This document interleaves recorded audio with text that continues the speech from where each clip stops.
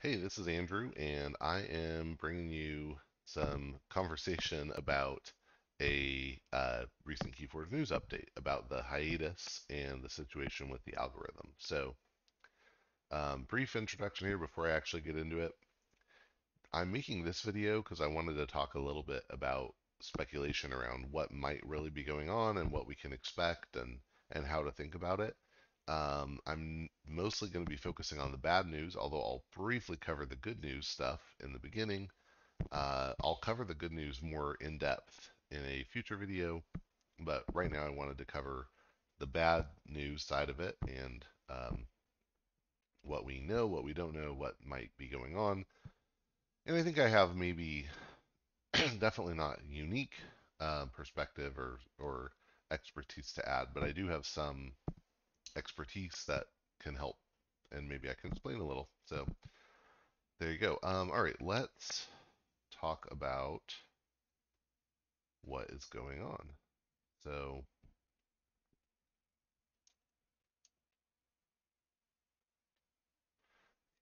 here's a brief overview of the news. FFG posted a news update under the title Down But Not Out. Covered some good news. Set 6 is done being developed. The game devs have finished working on it. Mars and Brabna are back. I think that those are good news, but it depends on your perspective. And we get a new house. Not going to go into any more details than that on this video, but there's a new house that we see there. And Logo Shadows and Untamed are not going to be included in this set, so that's very interesting. Um, and then they also announced that deck generation is broken, and so set 6 can't go to the printers right now because they can't generate decks. And that's what we're going to talk about more. They also announced that there's a digital version that is being discussed with a partner. Talk is cheap, so I'll be interested to see, how long it takes for that to turn into an actual digital version, but they did throw that in there. But yeah, I want to talk about what it means that the deck generation is broken. So, um, let me put my head on here for a second. All right. Oh, I didn't want to do it that way. There we go. All right. So initially, the announcement said that, let me quote it, the deck building algorithm for KeyForge is broken and needs to be rebuilt from the ground up. All right, so people started speculating. I started speculating for sure right away. People wondered, is it possible that there are legal or licensing issues that are causing this? Richard Garfield has another, it's called a hybrid deck game, but you get unique half decks that you combine to create full decks and play a game called SoulForge Fusion, I think. Um, I'm not going to talk much about that here. I'll just say it's a really interesting looking project. I don't like the art, and so I'm not going to touch it. Um, but hey, it's a Richard Garfield thing that is kind of exploring some similar uh, themes in how the decks are made. So could it be because of that? Could there be some other legal or licensing problems? Um, and I thought no, probably not.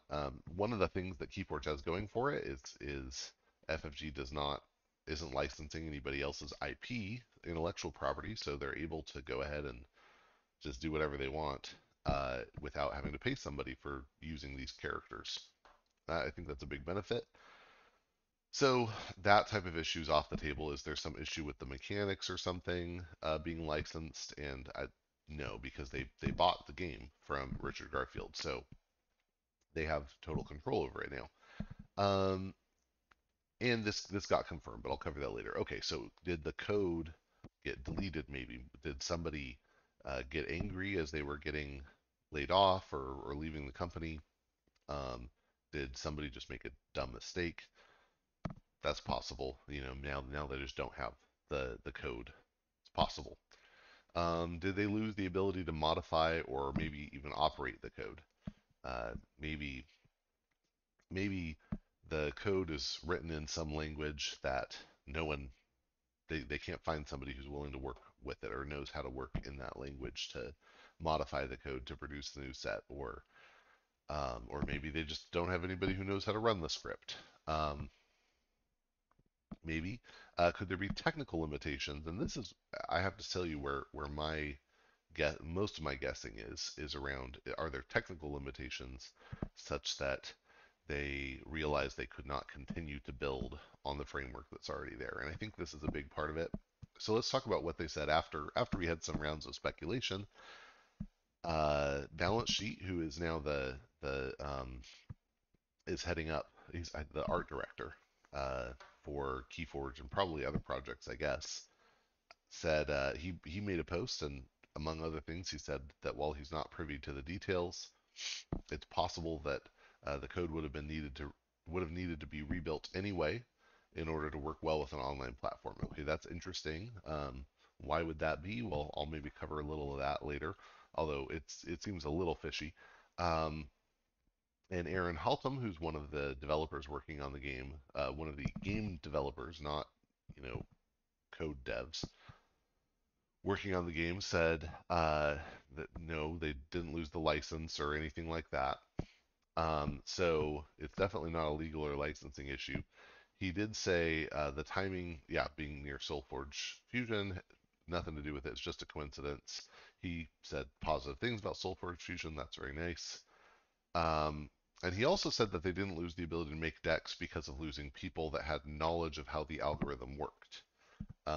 So, okay, that's interesting. And then he said that the algorithm broke might sound like a bit of a gloss over, um, but it's not far from the truth. We had a big loss of data. I still don't know exactly how it happened, and I probably couldn't tell you if I did, but I can confirm the facts of the article. We got the new set, Winds of Exchange, fully developed, and it's sweet, but we now have to rebuild the algorithm from the ground up before we can actually print decks, and that's going to take some time. But it's an opportunity for us to really do things the right way to integrate with the digital version being developed finally. Okay, so this do things the right way is a huge clue to me, or at least it confirms my already held bias that there's some technical limitations going on here. That maybe the way that the algorithm was developed initially is has run into some walls in terms of maybe how fast it can go, or even how easily it can be modified to adapt the code to do new things. Um, that's very, very believable. There's this idea in development that things go through a first system where you do an initial implementation and then you realize everything that was wrong with that, and then someone goes to do a second implementation where they just make a new set of mistakes, and eventually you come on this realization that you need to iterate, just continue iterating over the same thing. And yeah, but all that to say, it's very possible that this was initially implemented in a way that was not thinking forward very far, and that therefore needs to be uh, very significantly reworked in order to scale well. That's my guess at what a lot of this is. Um, Aaron also mentioned data loss, and so, but he's not clear what that is. So it could have been maybe there was code that was lost. I'll also talk a little bit about speculations about some other data that might have been lost. But importantly, we can still scan decks. If you go buy a deck from the store, unwrap it, scan it, it'll work. So clearly that data wasn't lost. But I'll dig into more of what I think and why in a minute. But yeah, the legal licensing stuff, definitely not it.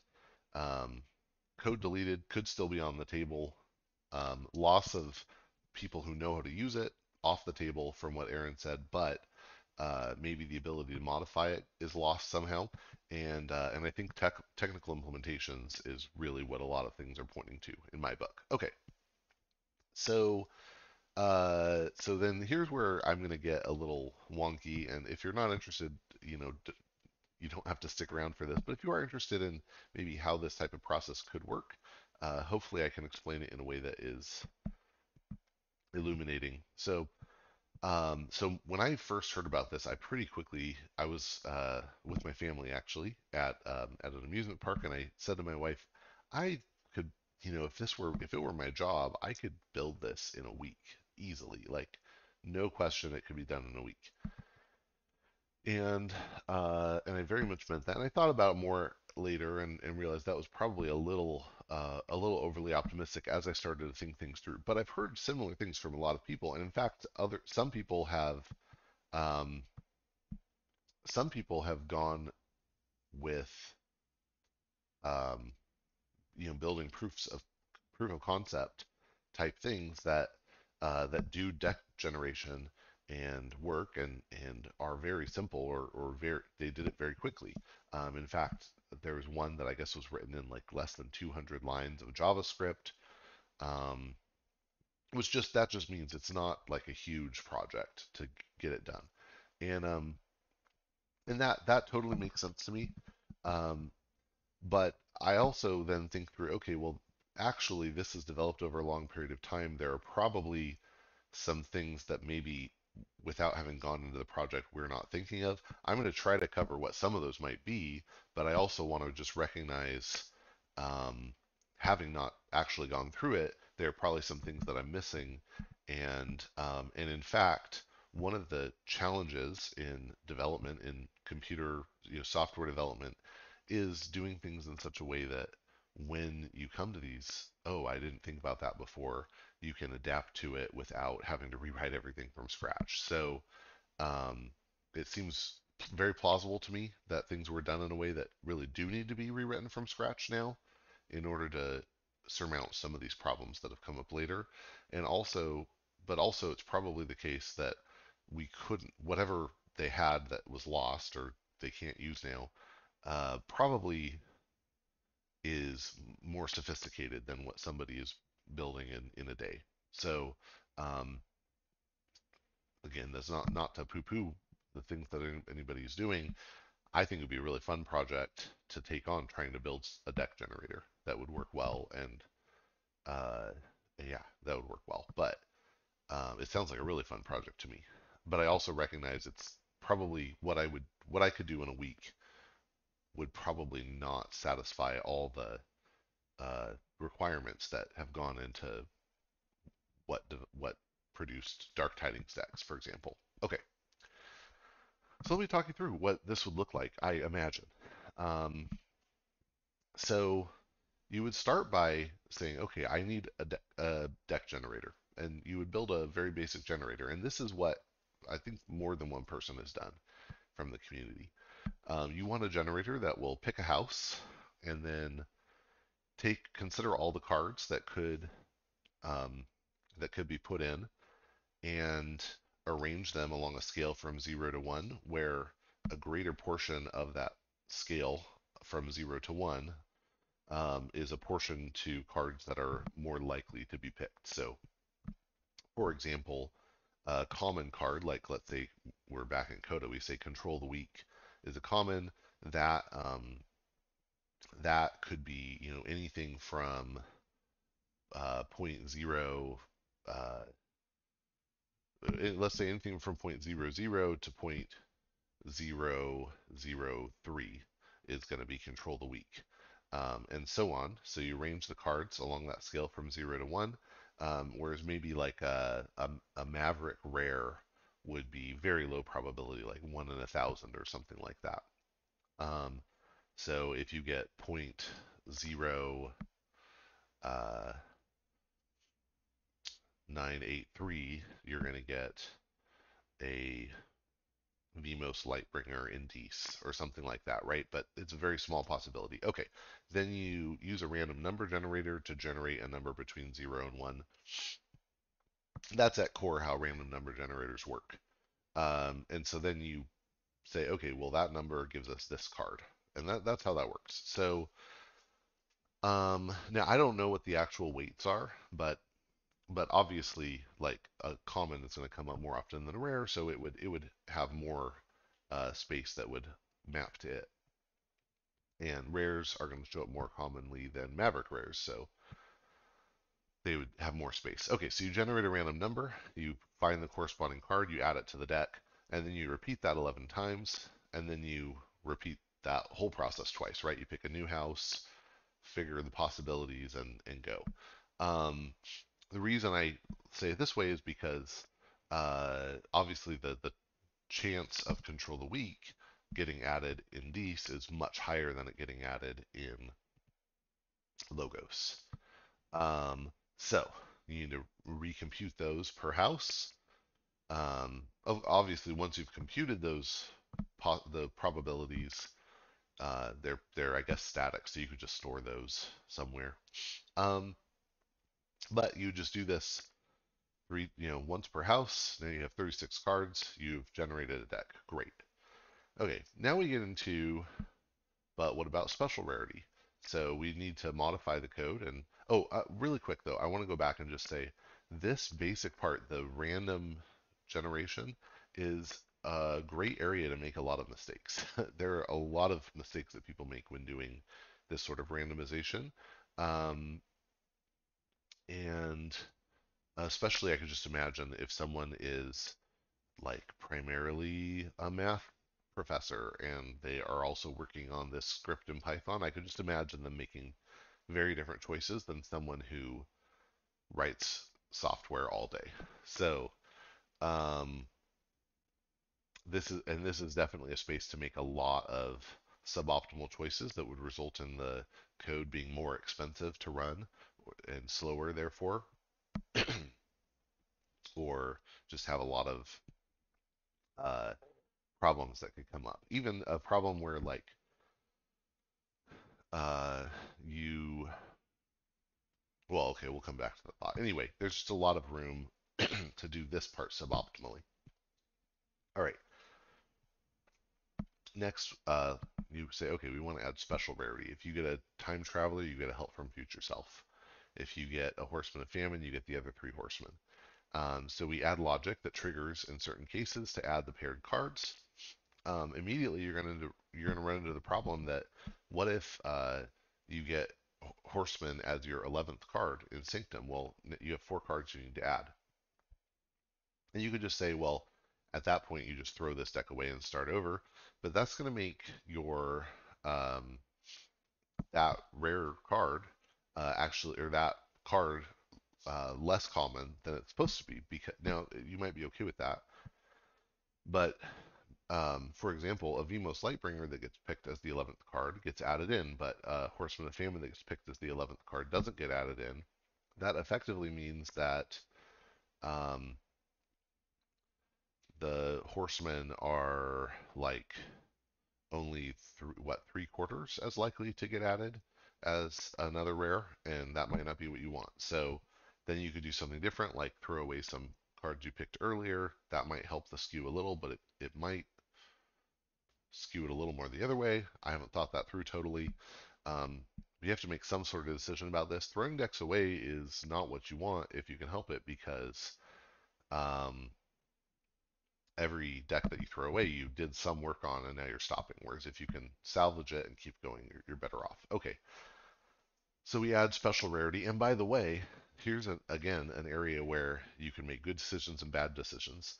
We could design this in such a way that the main part of the algorithm understands that there's this idea of special rarity and adding a new card in, but doesn't care, doesn't expect there to be a certain number or anything like that. And therefore, you can write the code to add the other horseman and tie that to the horseman. You can write the code to add a blaster when you get to Worlds Collide and tie that to, um, I don't know, to a blaster or something. Um, or tie that to the creatures. Um, but you don't need to like have totally custom logic. You can have the custom logic, but then the main algorithm, it all kind of looks the same. Or you can have everything be a special case, and that's an area where I think someone who, again, maybe doesn't write code all day would be more likely to special case a lot of things versus say, okay, we're going to have one interface to deal with all these. Okay, now let's talk about constraints. Um, we believe that there are certain constraints on decks, like I could have the numbers wrong, but deal with it. Having no more than 26 creatures, no fewer than 10, no more than 5 copies of a single card. Maybe you want to say you have at least one rare. I don't think that's actually a rule, but maybe you want to do that. Maybe when mass mutation comes around, you want to say there must be at least one enhancement in there. That's not a constraint, by the way, but you could say it is. Um, and then in the end, you might want to do something like compute some score. There's rumors that FFG has some internal SAS-like thing. You compute some score, you reject things that are big outliers. Okay, so you need to now filter everything through that.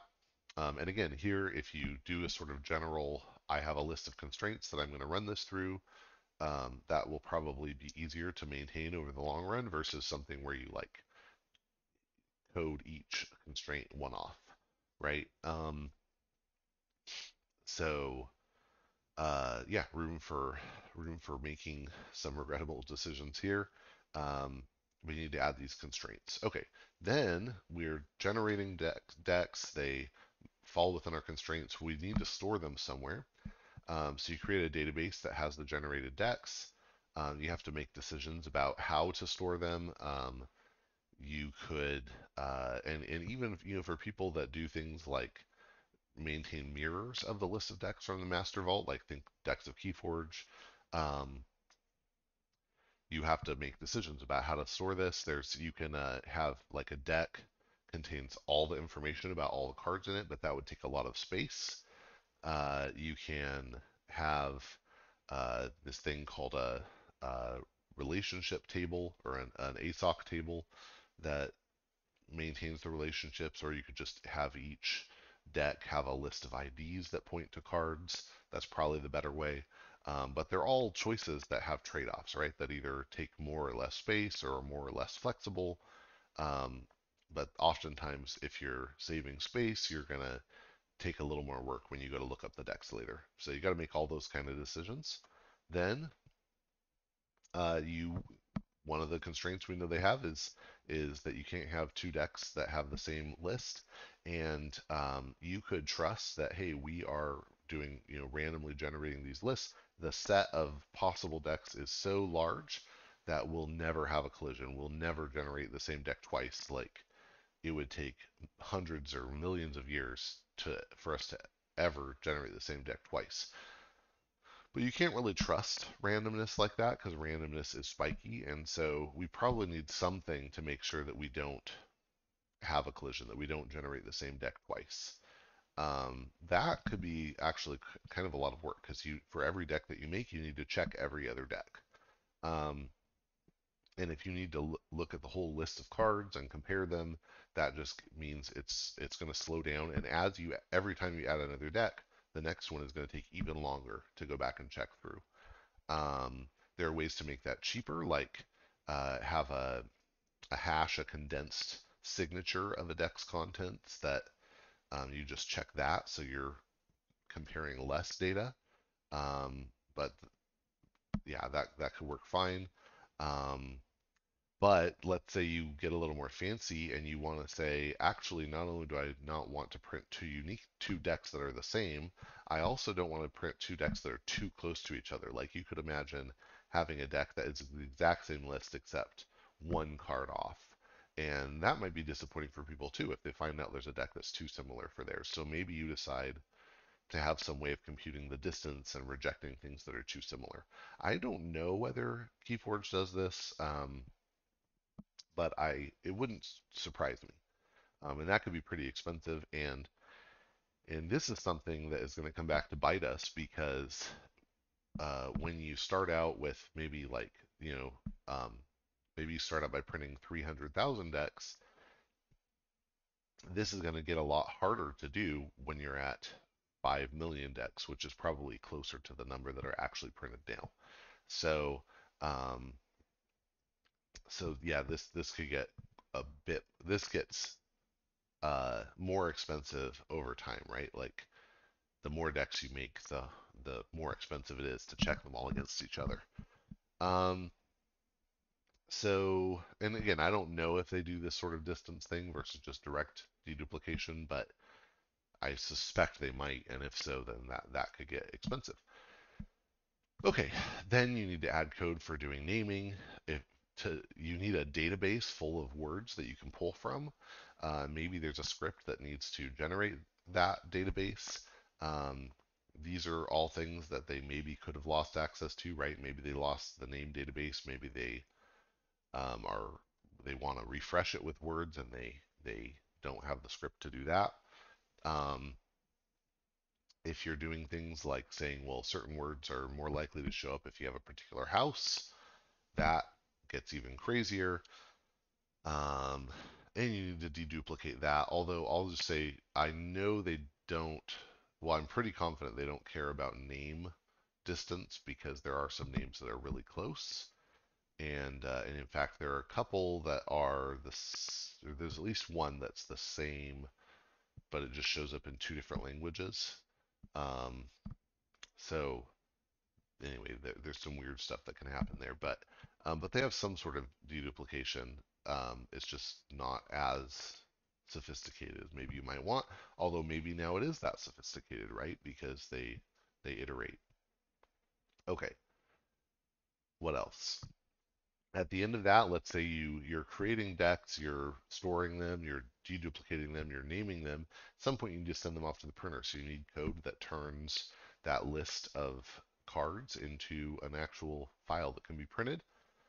That there's probably a lot of detail work that goes into that, and you also need some mechanism there to make sure that you don't accidentally print the same deck twice. Then at some point, you're going to need to take all that data about what decks exist and put it into the Master Vault database so that it can be looked up by people there. Um, and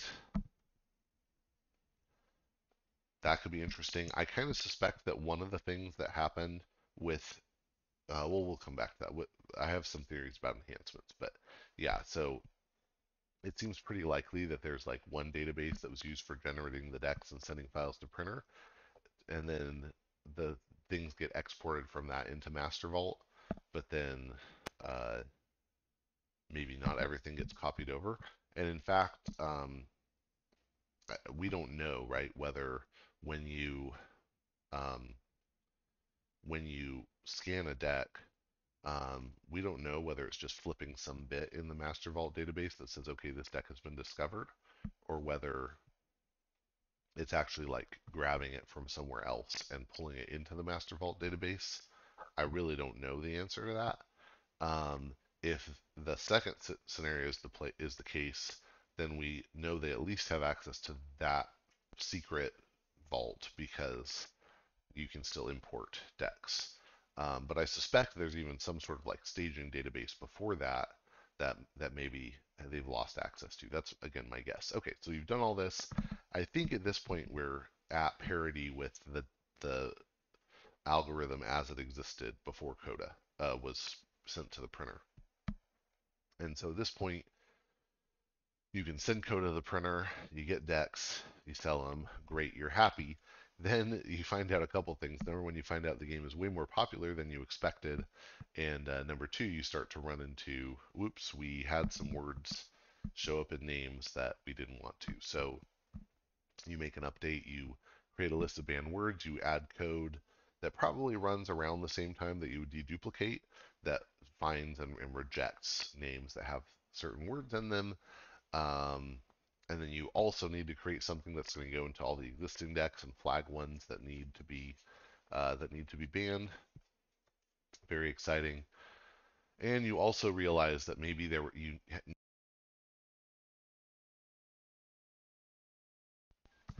um, maybe you created some decks that were too wild and crazy, and so you add some more details into how you score them, or you add some more constraints. There's some rumors and a general sense that I've heard from a lot of people that decks from the first print run of Coda have more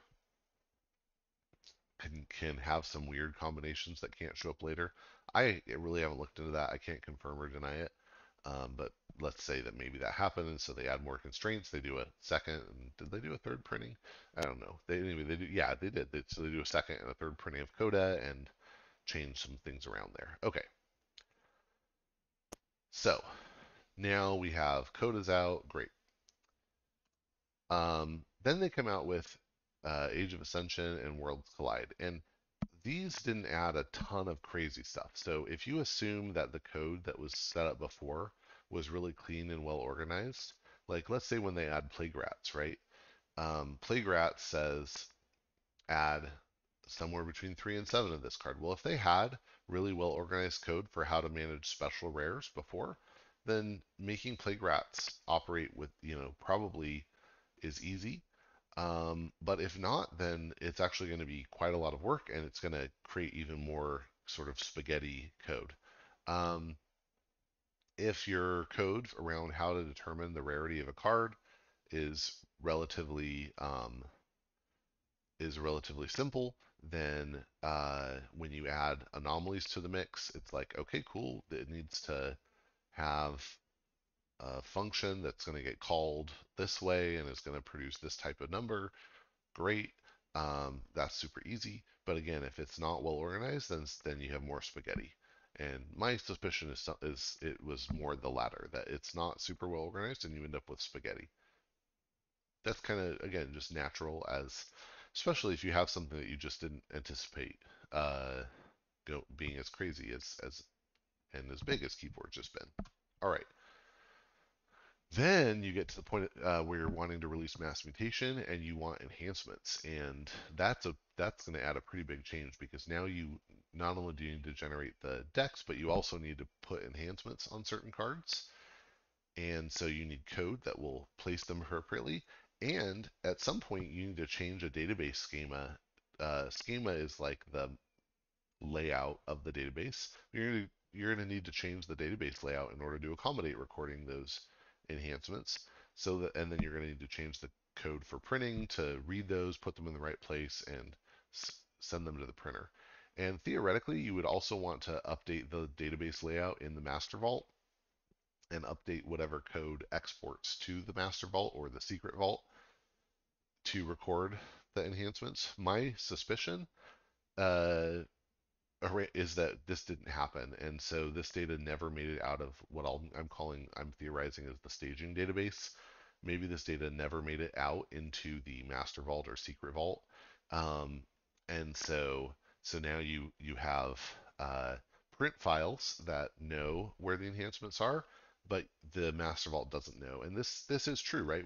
We have enhancements on cards, but the master vault doesn't know where they belong, and therefore decks of KeyForge can't know where they belong. And the devs, we heard from the game devs that the web devs like wanted to fix this, but it seems like it would be such a simple fix if the data were there, and it seems like probably the data must just not have been there. And so my theory is that whatever this staging database or whatever is that knows where the enhancements were so they could be printed, but then they never made it into the master vault, that maybe they've lost access to that somewhere along the way. Um, but even then, you could say, well, okay, you could just create a new staging database for a set going forward, and then export that data, and it'd be fine. And that kind of makes sense, but at the same time, yeah, I kind of suspect that there must be something else that we don't know that's missing or broken. And additionally, it could just be that, yeah, they could do that, but then it's tough because now they have code in Master Vault for handling showing where enhancements are, but for some decks they wouldn't know, and so that creates more complexity. Um, and then in Dark Tidings, you would add logic for sometimes generating an evil twin. You would also need to change the database layout here so that you can accommodate that 37th card, which in the case of Dark Tidings is the Tide card. But remember, Tide card is not uh, just static. It also has lists of traits. And then I could imagine that, you know, for online, like we're definitely going to need to know where the enhancements are. They might even want to have a system where they could generate decks on demand. Like you say, oh, I want to do a sealed event online with 8 people, and they just make 8 decks out of thin air that will only exist for that. That's certainly possible. And it might even be that they're saying like, okay, well, the online thing is going to be written in a particular language, and the deck generation code is in a different language than that, and they need to be more compatible. And there are compatibility layers, but I get sometimes people don't want to mess with those. So those are a lot of things that could have gone wrong. I just kind of suspect that some combination of these things didn't get thought through when things were initially being made. When the algorithm was initially being developed, and so it's just gotten to the point where there's so many things that they wish they could go back and redo that they're saying, okay, we lost access to this database, and the code is difficult to go forward with, so let's scratch it and start from and build it from brand new. And yeah, that's my suspicion. It'll probably take a while because they have to work through all this stuff, but hopefully, if they get the right people, it shouldn't take incredibly long. Because I really do imagine, even with all this complexity, if I had a month, I think I could. I like to think I could do it, and I imagine somebody else could too. So yeah, that's that. Thanks for watching, and hope